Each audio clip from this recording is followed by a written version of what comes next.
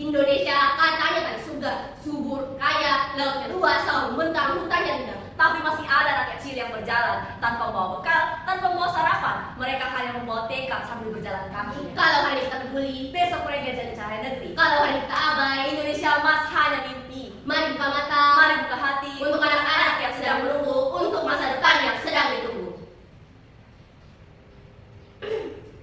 Assalamualaikum warahmatullahi wabarakatuh. Shalom Om Swastiastu, Namo Buddhaya, dan salam kebajikan. Salam maki agak hebat, baju-baju rezeki. Dewan Jurika sekalian yang terpelajar, Bapak Pemimpin Indonesia pernah berkata, beri aku 1000 orang tua, niscaya akan dicabut seluruh dari karirnya. Beri aku 10 pemuda, niscaya akan diguncangkan dunia. Dan 2 dari 10 pemuda tersebut hadir di tempat ini untuk menguncangkan lomba Peneliti Belia Sosial 2025. Melalui generasi nyata, perkenalkan saya Dodi Marudin, saya Fatima Nuranifa dari SMA Negeri 12 Makassar. Izinkan kami membawa Anda untuk menelusuri sebuah gagasan yaitu berjudul Karisma. Konsep Smart Kantin bersubsidi terintegrasi aplikasi sebagai upaya peningkatan kualitas dan efisiensi program makan bergizi gratis.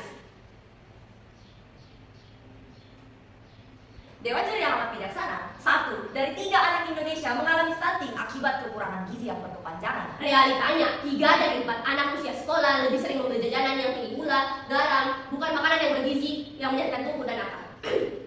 Dari deretan fakta yang menggambarkan kondisi darurat gizi di Indonesia, dalam konteks inilah hal MBG bukan hanya menjadi relevan tapi mendesak untuk dijalankan secara terstruktur dan luas. Semuanya demi satu tujuan, yaitu membentuk SDM unggul guna membentuk generasi emas 2045. Dewan Juri yang amat bijaksana, metode penelitian yang kami gunakan yaitu kuantitatif dan kualitatif.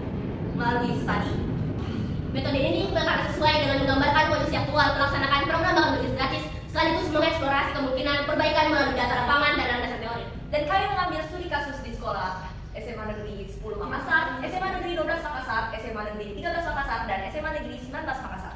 Dan juga studi literatur yang kami lakukan yang relevan dengan topik gizi, Smart Kantin ini kita lakukan dengan cara mencari berita-berita yang berhubungan. Dan berita yang paling kami highlight adalah pedagang kantin sekolah harap kalian solusi program MBG dinilai mengancam usaha masyarakat kecil. Namun, sekuat apapun niat, sekuat apapun harapan, dan setinggi apapun cita-cita bangsa ini, program bergizi ini tak luput dari masalah tantangan yang serius yang tidak boleh diabaikan. Dari aspek kualitas makanan, sebagian pernah menerima makanan yang tidak layak konsumsi menunjukkan lemahnya pengawasan dan standar hygiene. Dan selanjutnya yaitu dari kecepatan distribusi makanan yang lambat yang berisiko menurunkan mutu dan mengganggu proses pembelajaran.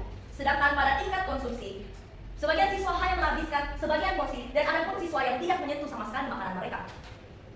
Dan di balik setiap piring makanan bergizi tersimpan potensi risiko yang nyata jika pelaksanaannya tidak diawasi secara ketat dan dijalankan dengan penuh integritas. Kesimpulannya apa? Program MBG tak cukup hanya berjalan, tetapi harus ditata ulang, lebih berkualitas dan adaptif untuk menuju Indonesia emas yang tak lahir dari generasi yang lapar dan diabaikan. Hadirin sekalian yang saya hormati dan Dewan Juri dan rekan-rekan sekalian, program makan bergizi gratis sedang membuktikan diri bahwa MBG adalah rencana monumental, tetapi setiap rencana monumental membutuhkan alas yang kokoh. Dan dari sinilah lahir sebuah inovasi luar biasa, Karisma, konsep Smart Kantin bersubsidi terintegrasi aplikasi.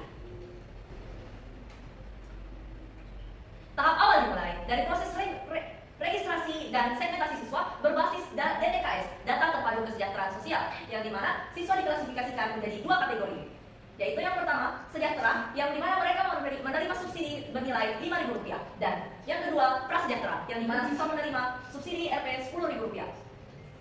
Lalu kemudian, subsidi pemerintah masuk kepada akun Karisma mereka.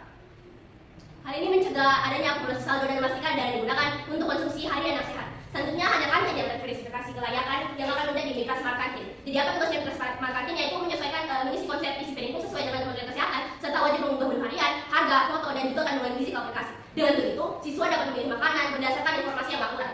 Selanjutnya ada fitur unggulan Karisma, yaitu di mana sistem pre-order, di mana siswa melakukan pemesanan sehari sebelumnya. Ini mendorong efisiensi produksi dan juga mengurangi limbah makanan dan mempercepat proses distribusi. Jadi pada hari pengambilan, siswa cukup memindai kode QR. Selanjutnya ada pengawasan yang dilakukan dashboard time secara instansi pendidikan dan juga pemerintah daerah. Selanjutnya ada alur aplikasi. Izinkan saya membawa Anda untuk menelusuri bagaimana memasuki sebuah pengalaman digital yang dirancang tidak hanya sebagai aplikasi, tapi sebagai solusi sebuah sistem yang akan beri nama Karisma. Jadi pertama, kita mulai dari laman selamat datang.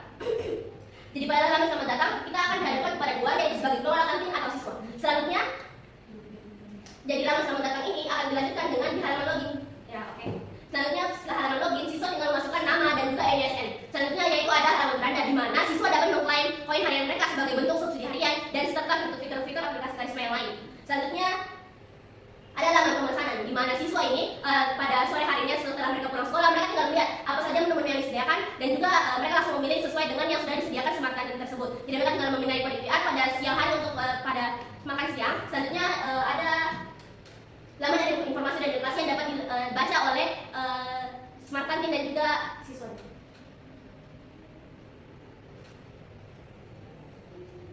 Sebab seperti kata Nelson Mandela, pendidikan adalah senjata yang paling ampuh untuk mengubah dunia.